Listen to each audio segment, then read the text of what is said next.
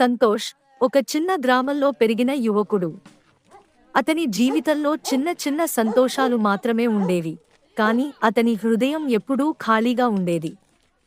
ఒకరోజు గ్రామానికి సమీపంలోని కోనసీమ అటవీ ప్రాంతంలో ఒక పల్లె నాటకం జరగటంతో అక్కడ సంగీత అనే అమ్మాయిని చూసి అతని జీవితంలో కొత్త కాంతి వెలిగింది. సంగీత అందమైన వదనం, లోతైన కళ్లతో ఒక అపురూపమైన సౌందర్యం. ఆ ఇద్దరి మధ్య కళ్లతోనే మొదలైన ప్రేమ త్వరగా ఇద్దరి హృదయాల్లో పరిపక్వమైంది. సంతోష్ ఆమెను కలవాలనే కోరికతో ప్రతిరోజూ ఆమె ఊరికి వెళ్లి వచ్చేవాడు. ఆమె అతనితో సరదాగా మాట్లాడేది, కాని ఆమె హృదయంలో ఏముందో అతనికి అర్థం కాలేదు. ఒకరోజు సంతోష్ సాహసం చేసి సంగీతను ప్రేమను ప్రకటించాడు. ఆమె నవ్వుతూ, "ఇది నిజమేనా?" అని అడిగింది. సంతోష్ తన గుండెను తెరిచి చూపించాడు. అతని ప్రేమ ఎంతటి లోతైనదో చెప్పాడు. కాని సంగీత చెంప మీద కన్నీరు కనిపించింది. "నా జీవితానికి ఈ ప్రేమ అర్హం కాదు" అని ఆమె చెప్పింది. సంతోష్ ఆశ్చర్యపోయాడు. "ఎందుకు?" అని ప్రశ్నించాడు. అప్పుడు సంగీత ఒక భయంకరమైన రహస్యం బయటపెట్టింది.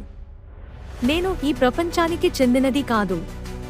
నేను ఇక్కడ జీవితం కోల్పోయిన ఆత్మను" అని చెప్పింది. సంతోష్ కళ్లలో నమ్మలేని భావం, సంగీత స్వరంలో ఆవేదన ఉండేది. ఆమె మరణానికి కారణమైన అశాంతి ఆమెను దాని నుండి బయటపెట్టేది కాదు. సంతోష్ ప్రేమలో ఆమాత్రం లోతు తెలియక, "నీ ఆత్మ ఏమిటైనా నేను నిన్ను వదులుకోను" అని ప్రతిజ్ఞ చేశాడు. అయితే ఆ రోజు రాత్రి గ్రామంలో భయంకరమైన సంఘటనలు జరగసాగాయి. సంతోష్ ప్రతిదీ లెక్క చేయకుండా సంగీత కోసం తన ప్రాణాలను పణంగా పెట్టాడు. సంగీత అతనికి దూరం చేయాలని ప్రయత్నించినా సంతోష్ తన ప్రేమను నిరూపించటానికి సిద్ధంగా ఉన్నాడు. చివరకు సంతోష్ తన ప్రేమ శక్తితో ఆమె ఆత్మను శాంతి చేయగలిగాడు. సంగీత ఒక చివరి చిరునవ్వుతో అతనిని వీడి ఆత్మ సర్వాంత్య సంచలనం పొందింది.